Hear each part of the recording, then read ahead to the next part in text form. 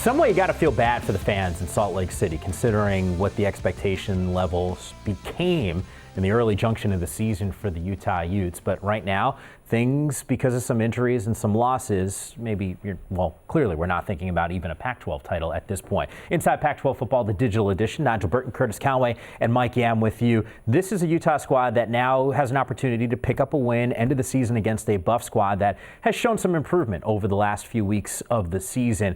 No Devontae Booker again. We saw what that meant a week ago. How different is this dynamic for this offense without him? I don't think it's much different, because when you look at Joey Williams, who stepped in last week, 120 yards, and I know some people thought with no Devontae Booker, this game was going to be over, no running game, but Williams stepped in and did a really good job. And the junior, in my opinion, he put his stamp on who's going to be that back next year, 120 yards. The Utes, their fans have something to look for in the backfield.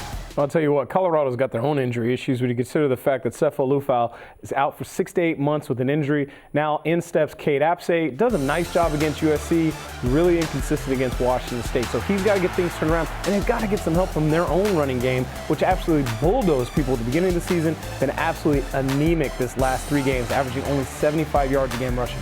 You want to have a chance to win this game, Buff, you've got to run the football and take the pressure off a young quarterback who's just trying to find his way. Tough defense to go up against, because Utah has shown they're one of the premier squads on that side of the football in the conference. Of course, they fell short of playing in the Pac-12 championship game. Still not exactly sure who's going to represent the South. That's going to come down to the Battle of Los Angeles this coming weekend between UCLA and USC. I know who you might be rooting for.